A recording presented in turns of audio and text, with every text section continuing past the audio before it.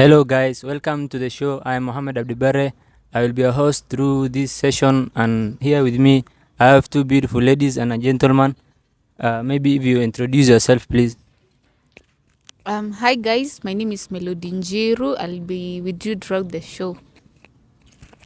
Susan Nyambula. I'll be with you through this show.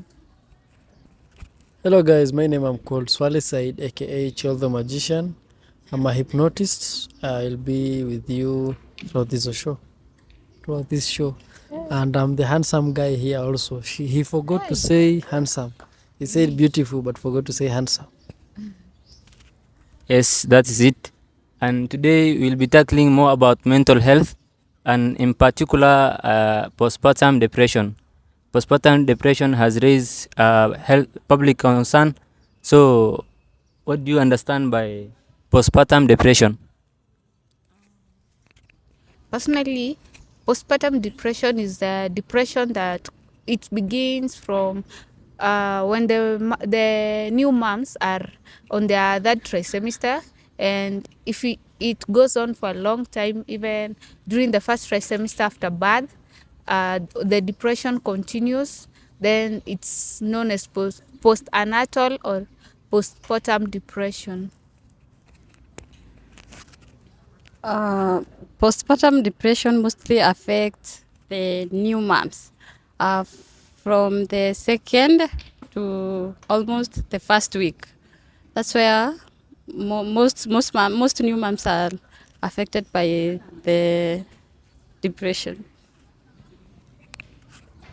So you said that mostly it is the new moms that are usually affected. So this postpartum depression, does it affect the both gender, or it's particular the female gender? Chel. Okay, according to my research as a hypnotist, postpartum affects both. But largely, out of 10, you can find 9 women have been affected by this postpartum depression. But to men, I can say out of 10, it's only one. Yeah.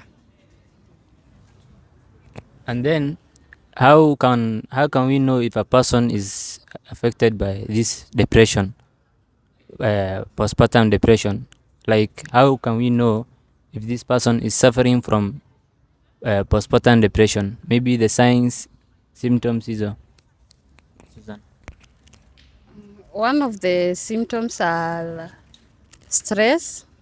Uh, most new moms are really stressed when they give birth the first time. Maybe to add on that, there is the stress because the new mom is not bonding with the child.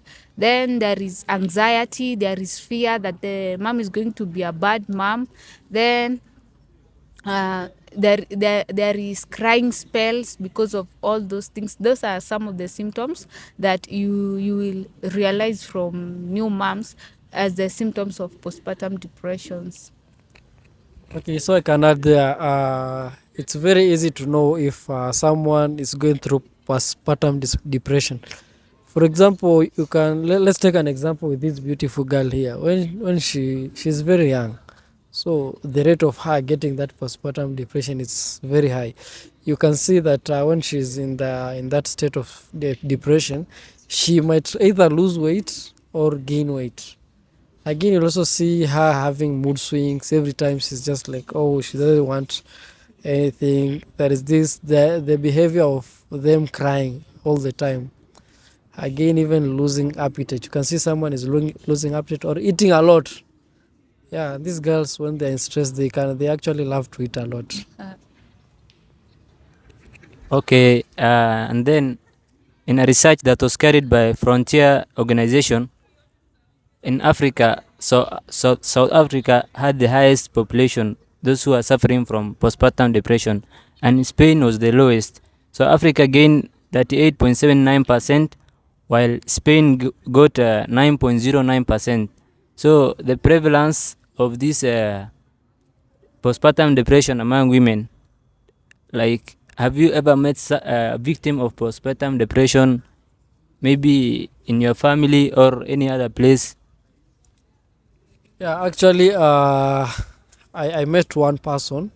I met this lady who was going through the postpartum depression. So I said it's a hypnotist. So she came to me and said that she told me what she's going through. Yeah, the stress, everything. I think you guys know what hypnotherapy is. So hypnotherapy is whereby someone is taken like into a trance. You know, you're taken into a trance like your mind, your subconscious mind is taken somewhere like into an imagination world. You know, like deep state of trance. So I've never done this to any woman like the who has the postpartum depression. So I decided to try it with her. I see if I could try to relieve her because I read somewhere that hypnosis it's used like in removing stress, and I think depression is one of we can just keep it in the same page with stress, right? So I took her to that world and I made her to see everything like what she was going through. What I made her to relax. You know, when you're in hypnosis, most of your body is relaxed. The concentration, it's just like, for example, yoga. So I did it to her. I hypnotized her well. Everything went well, and after the session, the woman said she was well. It took me another 1 week. I decided to go and visit her to confirm if it was good, and I saw that she told me that at least now she's feeling like, I can say 80%. She was like relieved. She said that she's doing great, everything is good. So I can say hypnotherapy is one of the cure that we can use when someone has postpartum depression. Yeah, but it's only done by professional hypnotists, not any hypnotist. To add to what Chela said, aside from hypnotherapy, I think one of the processes of healing, and I can say Spain has adopted it. That is why it's above South Africa. Is having someone to relate to that kind of a mom. Because if you have someone to relate to, it's like a normal therapy where you can be able to share what you're going through and someone who can relate to you, and you start healing. Because obviously, if you're sharing with someone who relates with you, they're going to give you advice on what to do, they're going to help you on what to do, so it helps you both physically and emotionally. Because PPD is one of the depressions that mostly affects both physically and emotionally. They are like emotional taxations. Because so if you have someone who's relating to you, it speeds up the healing process. As this PPD, is it a temporal or permanent depression or a disorder? According to researchers and scientists, PPD is not permanent. It starts mostly for 2 to 3 days, and it lasts for at most, the most extreme, it goes up to 2 weeks. Yeah. Okay. In as much as we are talking about the treatment of PPD, what really causes this disorder, this postpartum depression? Susan? First of all, is family history. There are families that have a history of those kind of depressions. Most people experience such depression when they give birth. Secondly, is the young mothers, those ladies that give birth when they are too young. They have this fear of how they are going to give birth, whether they are going to give birth normally or through the cesarean. So that's one thing that affects them. Also, the fear of how they are going to raise the baby. You know, it's their first time. They don't know what to do, who to ask. That's most of the things that causes the depression. Maybe if you can add. To add on that, there are these moms who go to labor before 37 weeks. So they're coming about of the PPD because they're not sure if they are going to give birth safely, if their kids are going to be hospitalized or something like that. And the kids being hospitalized is another cause of postpartum depression. Then there is, if you've seen somebody who gave birth ahead of you and they have the same depression, it can cause you to have the same depression, because you're like, I knew someone who had it and you don't know if it's going to affect you. Yeah. I don't know if you have something to add, Jill. Yeah. This depression, you know, everything has solutions, and there is a way we can overcome. So maybe if you share the viewers with the tips like how we can overcome this depression. First, I think support. Support is everything. When you have support from your loved ones, especially your husband, you'll overcome the disorder easily.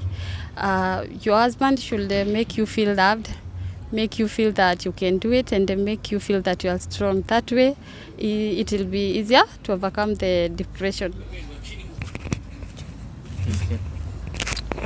Okay, so what I can say how you can overcome this depression, you should avoid drugs. You know, when people normally use drugs because they want to get away with something, for example, that depression. Remember that when you use drug, okay, it will help you in that moment, that time, that duration. It is duration that it is specified. You know, maybe 1 hour, 2 hour, but after you are done, you are from that steam. You'll get like if you like the depression will be higher, so it will affect you negatively. So what I can advise these new moms to stop using drugs, yeah, most probably alcohols, banks, yeah. Just to add on what they have said, when it comes to postpartum depressed moms, especially those with multiple kids, I think looking for someone, a therapist who can relate with you is very important, because this is the first time you're having multiple kids and you do not know where you should start from. Yeah, thank you. And at that point, I think we have come to the end of the show. I hope, dear viewers, you have really enjoyed the show, and we have came to the end of conclusion. And if you can conclude, Chel. Okay, thanks for hosting me, Muhammad. It was a very nice session. I hope you guys have enjoyed the show. Not only enjoying, but also we have educated. You know, we are not that perfect, but I hope and I believe that that is something that you have benefited from this show. Thank you so much for the show. I'll advise those who are going through the depression. We've made the signs and the symptoms clear. Once you realize you are going through such a thing, look for medication and treatment to avoid such severe cases. Thank you. In conclusion, thank you so much for having us. We're so humbled to be in this place.